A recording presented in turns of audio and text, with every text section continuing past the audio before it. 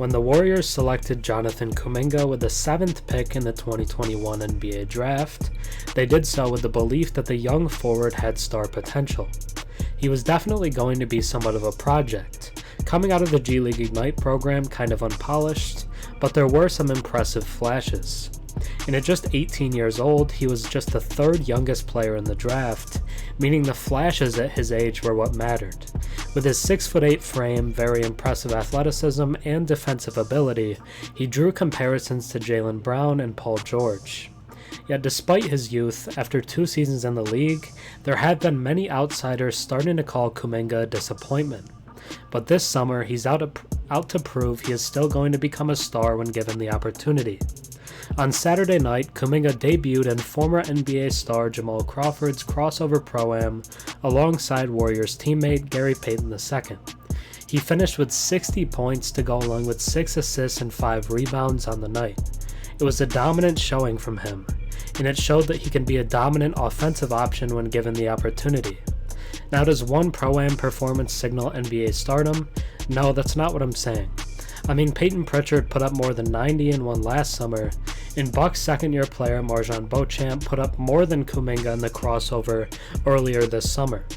But it does prove what I'd say many already know, that Kuminga is a star in waiting. The so-called disappointing play from him is largely in part due to Warriors coach Steve Kerr, to who this point has held him back, just as he did with other young studs like James Wiseman and even Jordan Poole. As many remember, Andrew Wiggins missed a lot of time last season due to off-court issues. That left a lot of time for Kuminga to step up.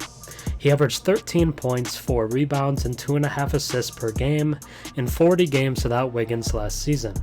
That may not sound super impressive at first glance, but they are fine numbers for an important rotation piece and even a starter in some scenarios.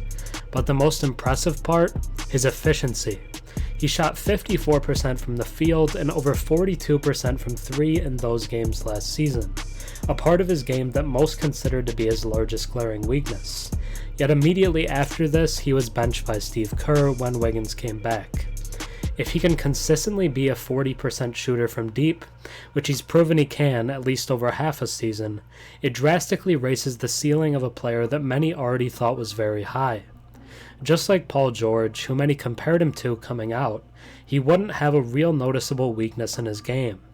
And his crossover performance helps to show many how good a lot of us already believed he could be. The Warriors need to unleash Jonathan Kuminga next season. Now let's take a deeper look at his performance.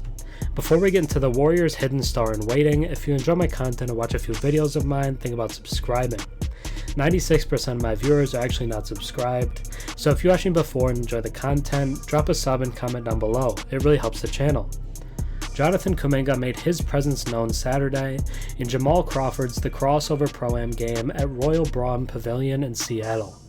The young Warriors forward went off for an eye-popping 60 points, 6 assists, and 5 rebounds. Kuminga threw down plenty of his signature dunks, and even lobbed one up to Warriors teammate Gary Payton II, who also played in the event.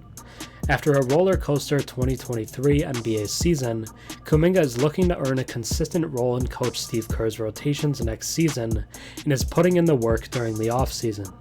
If his performance against his peers in the Crawsover is any indication of how ready the 20-year-old is to take off in year 3, a hungry Kuminga should provide Golden State with a big boost next season.